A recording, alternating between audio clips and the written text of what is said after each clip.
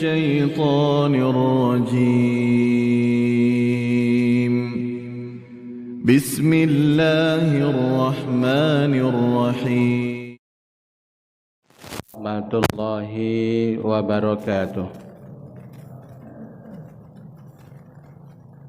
Innal hamdalillah nasta'inu wa nastaghfiruh wa na'udzu billahi min shururi anfusina wa min sayyiati a'malina. May yahdihillahu fala mudilla lahu wa may yudlil fala hadiyalah. Asyhadu an la ilaha illallah wa asyhadu anna Muhammadan abduhu wa rasuluh. Allahumma salli ala Muhammad wa ala ali Muhammad. Qala ta'ala a'udzu billahi minasy syaithanir rajim. Bismillahirrahmanirrahim. Innama ya'muru masajidallah man amana billahi wal yawmil akhir wa aqama as-salata wa ata az-zakata wa lam yakhsha illallah fa asa ulaika ay yakunu minal muhtadin. Bapak Ibu jamaah salat subuh Masjid Raya yang dimuliakan oleh Allah,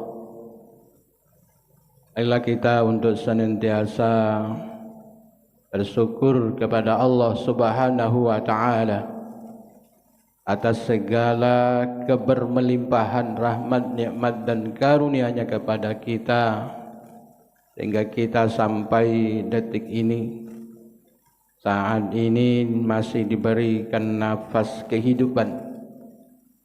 Tentunya adalah dalam rangka sebagai hamba Allah,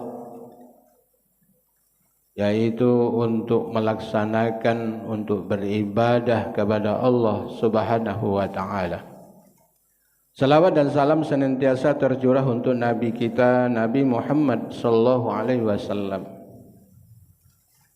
Bapak Ibu jamaah yang dimuliakan oleh Allah, pada Jumat yang lalu kita sudah menyampaikan episode yang pertama yang berkaitan dengan problematika perempuan ke masjid. Yang pertama dalilnya, nasnya adalah Al-Quran surat At-Taubah ayat 18, bahwa kata Allah, sesungguhnya orang-orang yang memakmurkan, meramaikan, mengembirakan rumah Allah hanyalah orang-orang yang beriman kepada Allah, orang-orang yang beriman kepada hari akhir, orang-orang yang menunaikan, menegakkan salat di dalamnya, orang-orang yang mengeluarkan zakat, dan mereka itu tidak takut kecuali hanya kepada Allah saja.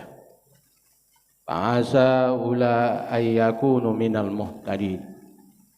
Mereka itulah dengan berharap, dengan menegakkan yang pertama beriman, yang kedua menegakkan salat, mengeluarkan zakat, mudah-mudahan mereka mendapat hidayah dari Allah Subhanahu wa Ta'ala. Yang kedua Bapak Ibu, perintah kita melaksanakan, memakmurkan masjid itu adalah kita disuruh untuk berjamaah. Warka'u ma'ar raki'in. Hendaklah engkau sujud bersama orang-orang yang ruku. Jangan sholat sendirian, jangan beramal sendirian, apalagi di masjid. Kalau tidak sholat dewean di rumah be. Ada juga kawan memang sholatnya di masjid tapi dewean. Apalagi ada juga yang masbuk berkepanjangan. Ya, tua masih juga masbuk. Berarti itu disengaja unsurnya. Marilah Bapak Ibu, selagi kita masih diberikan nafas kehidupan oleh Allah, berusaha lebih baik. Lebih baik, bukan lebih buruk, bukan lebih tak bagus. Mari kita berusaha, kita menjalankan ibadah wajib, ibadah fardu, berhadapan dengan Allah Subhanahu wa taala, berusaha dilakukan berjamaah di masjid. Dan juga dikatakan di dalam hadis salatul jamaah, kata Nabi bahwa salat berjamaah itu lebih utama, lebih dari yang lainnya. Yaitu kata Rasulullah 27 kali dibandingkan dengan sholat sendirian. Ini mungkin barangkali Bapak Ibu kita berada di negara kita, hanya mendapat kalau sholat berjamaah hanya imbalan 27 kali. Kalau kita sholat di Masjidil Haram, sekali sholat 100.000 kali. Sekali sholat, apalagi berjamaah kali 27. Bahkan pada bulan Ramadan ini Allah lipatkan 700 kali lipat. Inilah mungkin barangkali incaran kita Bapak Ibu ngaku sholat di masjid. Ya, 27 kali dibandingkan dengan sholat dewean. Alangkah meruginya sholat dewean, apalagi itu sholat wajib. Hanya dapat sekali, dapat sikok. Maka kita berusaha Bapak Ibu, setiap sholat wajib kita berusaha lakukanlah dengan berjamaah. Ya, lakukanlah berjamaah, lakukanlah tepat waktu, dan berusaha juga lakukan bersama-sama. Yang berikutnya Bapak Ibu, kata Rasulullah SAW memberikan motivasi kepada kita, siapa yang senang berangkat pergi di waktu pagi maupun di waktu asar ke masjid, Allah sediakan baginya tempatnya adalah di surga. Makanya tidak banyak orang yang lengket hatinya dengan masjid. Ya, acuh tak acuh saja dengan masjid, walaupun tempat tinggalnya berdekatan dengan masjid, tinggal melompat saja sudah sampai di masjid. Tapi terasa amat berat, amat jauh. Tetapi perjalanannya di dalam kehidupan di dunia ini melalang buana kemana-mana. Ya, bisa kemana-mana, sehat walafiat. Tetapi untuk berangkat memenuhi panggilan Allah yang dinilai pahalanya oleh Allah Subhanahu wa taala berlipat-lipat, itu merasa berat, merasa jauh, dan tidak adanya kemauan untuk mendapatkan pahala yang berlipat ganda itu. Jadi Bapak Ibu, Bapak, Ibu-ibu mempunyai peluang yang sama untuk mendapatkan pahala di sisi Allah, termasuk datangnya ibu-ibu untuk sholat berjamaah, sholat fardu di masjid. Bahkan di dalam riwayat juga dijelaskan, ketika Rasulullah sudah berada di dalam masjid, kemudian Rasulullah menemukan perempuan-perempuan yang sudah menunggu begitu lama di masjid, bahkan sudah sampai tertidur. Di waktu sholat isya itu Rasulullah mengakhirkan sholat isyanya. Apa kata Umar? Ya Rasulullah, bawa anak-anak dan perempuan sudah tidur. Perempuan dan anak-anak yang sudah tidur itu, Bapak Ibu yang dirahmati Allah, mereka hanya menunggu Rasulullah SAW untuk mengimami sholat isya sampai mereka tertidur. Walaupun ada yang mengatakan mereka itu tidur di rumah. Tak kati lokanya Umar tadi nak nyengok sikok-sikok ke rumah-rumah, wong lah tidur. Nah ini berarti hadis ini meluruskan kepada kita begitu pentingnya, wajibnya sholat fardu di masjid, baik laki-laki maupun perempuan, untuk mendapatkan pahala. Ini jelas. Termasuk pada Jumat yang lalu sudah sampaikan, ketika Rasulullah SAW sedang melaksanakan sholat, Rasulullah mendengar tangisan bayi sehingga Rasulullah memendekkan waktu sholatnya. Ini untuk apa? Bahwa Rasulullah SAW tidak ingin merepotkan, menyusahkan ibu dari bayi yang menangis. Ini menunjukkan bahwa perempuan juga di zaman Rasulullah sudah sholat berjamaah di masjid untuk bagaimana menenangkan bayinya dan tidak merepotkan ibu yang mempunyai bayi tersebut. Begitu pentingnya Bapak Ibu. Berarti dia membawa bayinya ke masjid hanya untuk menunaikan sholat fardu. Kemudian juga dijelaskan Bapak Ibu yang dirahmati Allah. Ketika Rasulullah SAW sholat bersama berjamaah dengan laki-laki dan perempuan. Ketika selesai salam, bahwa yang pertama kali Rasulullah SAW melakukan zikir dan mungkin barangkali melakukan bacaan-bacaan yang lainnya. Kemudian perempuan tadi beranjak menuju keluar. Begitu pentingnya Bapak Ibu, berarti perempuan ini juga ikut melaksanakan sholat fardunya di masjid. Tapi kalau sudah selesai sholat, salam, dia beranjak keluar. Sedangkan laki-laki bersama Rasulullah berzikir dan berdoa kepada Allah Subhanahu wa taala. Berarti batino perempuan, ibu-ibu keluar lebih duluan supaya jangan serempak turun keluar dari masjid. Ini Pak. Ada juga kita kaitkan sekarang ini lagi ngetrennya umroh, haji, berhari-hari meninggalkan rumah, ya kan? Bukan bapak-bapak laki-laki saja yang umroh. Ibu-ibu juga lebih banyak ketimbang bapak-bapak yang melaksanakan umrah. Nah, ini Bapak Ibu. Untuk itu mari kita bersama-sama untuk menegakkan, memakmurkan rumah Allah ini punya peluangan yang sama untuk mendapatkan pahala yang berlipat ganda dari Allah Subhanahu wa taala. Tidak hanya laki-laki, perempuan juga punya peluang untuk mendapatkan pahala yang berlipat ganda. Dengan syarat si perempuan ini, kata Rasulullah, apabila engkau pergi ke masjid, janganlah engkau berhias, berdandan berlebihan. Jadi kalau ke masjid, abang bibonya setebal lidah, bedaknya sekian lapis, ini bukan untuk beribadah.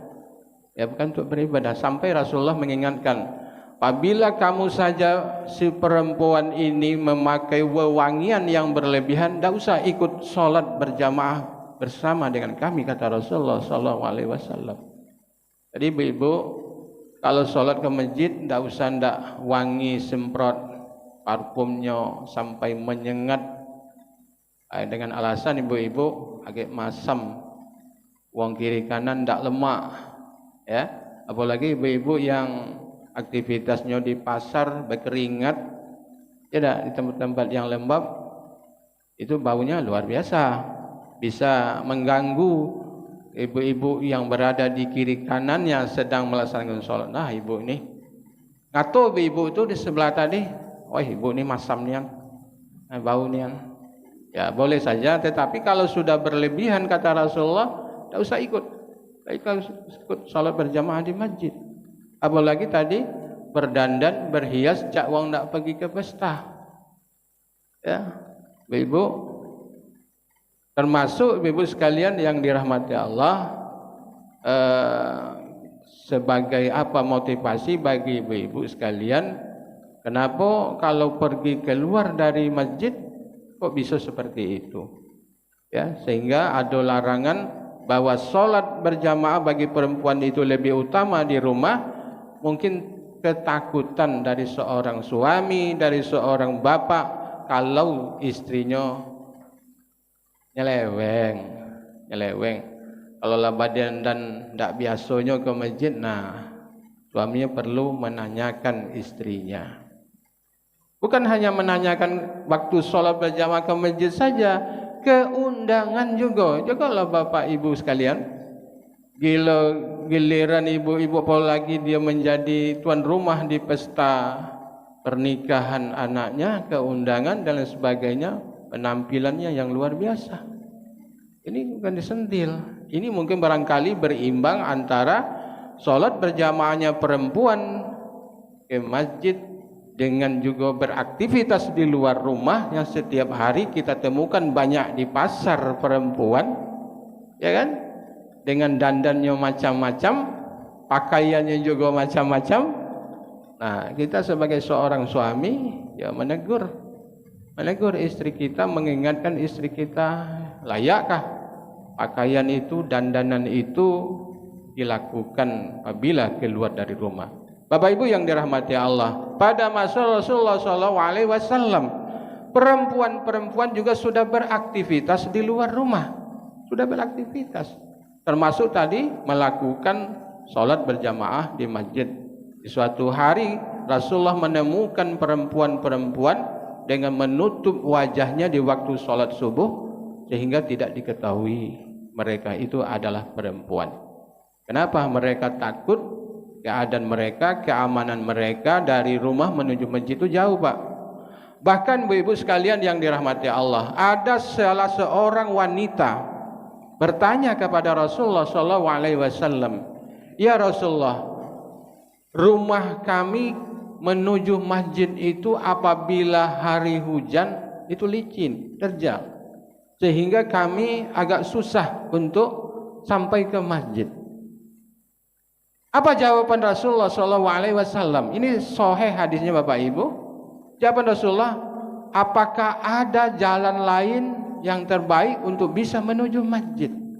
Bukan Rasulullah memberikan semacam solusi, kalau begitu kamu, kalau hari hujan kamu sholat di rumah baik. Dekati Rasulullah SAW hanya memberikan jawaban, adakah jalan yang lain yang lebih baik bisa kamu menuju masjid? Apa jawaban wanita atau perempuan itu? Ada ya Rasulullah.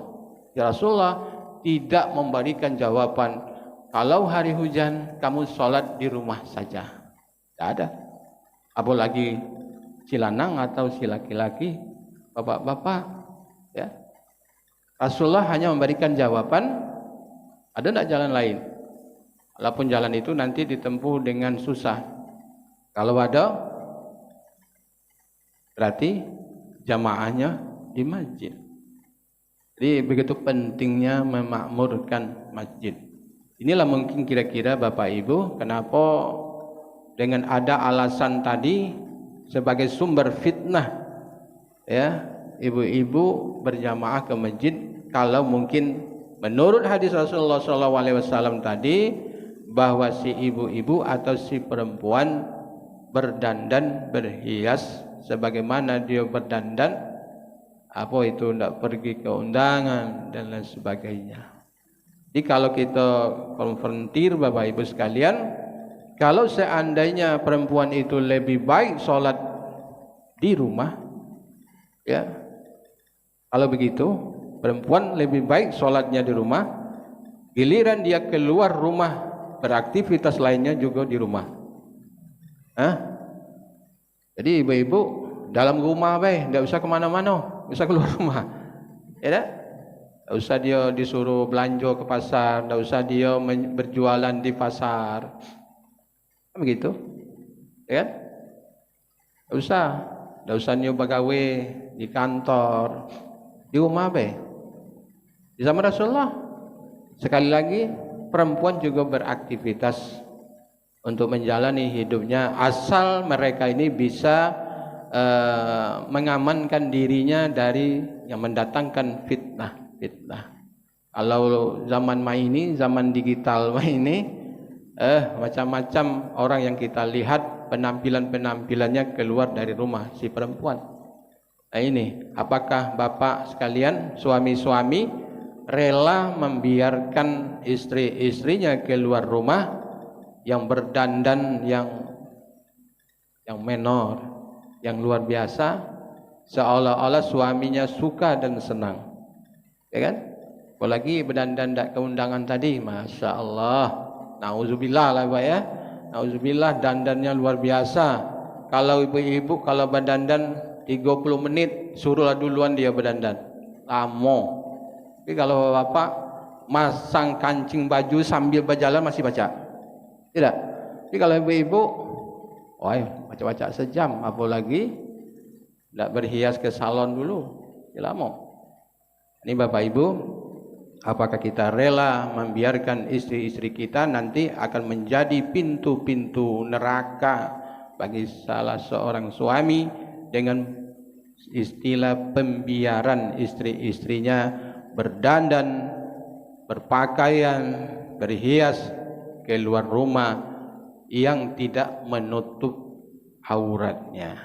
Nah, ini bapak ibu, ya, sebagai seorang perempuan yang jadi contoh itu pastilah bapaknya, ibunya, suaminya, istrinya, apalagi anak-anak perempuannya. Masa anak perempuan dibiarkan berpakaian celananya di pucuk paha, keleknya kejengoan, Masya Allah, itu adalah bapak berarti sudah membukakan pintu-pintu neraka kepada keluarganya. Untuk itu mari kita jaga keluarga kita dari terbukanya pintu-pintu neraka. Jadi intinya bapak ibu, ibu-ibu sekalian, bahwa sholat wajib fardu di masjid, di rumah Allah. Sudah selesai melaksanakan sholat fardu, balik. Jangan lama nunggu di masjid sambil menggibah. Ya menggibah, habis pahala tadi. Pahala zikirnya lama, ya, minta ampun kepada Allah, tapi menggibahnya habis, Bu, habis. Jadi sia-sia ibu-ibu datang dari jauh. Maka juga diingatkan oleh Rasulullah SAW, sholat itu bagi perempuan kalau ada masjidnya dekat dengan rumah itu lebih baik ketimbang dia sholat ke masjid yang jauh. Tetapi dia tadi ini ada yang dikendaki, yang diinginan di dalam hatinya, bukan nak nyari melaksanakan, menuntaskan sholat fardu, tetapi ada udang di balik bakwan. Aku sholat ke situ nian. Saya perhatikan ibu-ibu, ya, rumahnya begitu jauh, tapi sholat subuhnya di masjid sini, masjid situ kan. Apa kendak? Pahalanya sama baik, 27 kali. Tak kata 30 kali, apalagi 50 kali. Ya enggak ada, pahalanya sama. Malah habis pahalanya kalau tidak bisa menjaga diri, tidak bisa menjaga mata, tidak bisa menjaga mulut, ya, tidak bisa menjaga tubuh kita dari hal-hal yang membuat menghilangkan pahala-pahala kita. Ibu-ibu, kalau kita bisa menjaga diri, ya, menahan diri, ngontrol diri, insya Allah kita akan mendapatkan ganjaran pahala dari Allah Subhanahu wa Ta'ala. Jadi tidak ada lagi istilah ibu-ibu sholat fardunya di rumah baik lebih utama. Jadi mudah-mudahan ibu-ibu, mari kita makmurkan rumah Allah, terutama rumah Allah yang ada di dekat kita.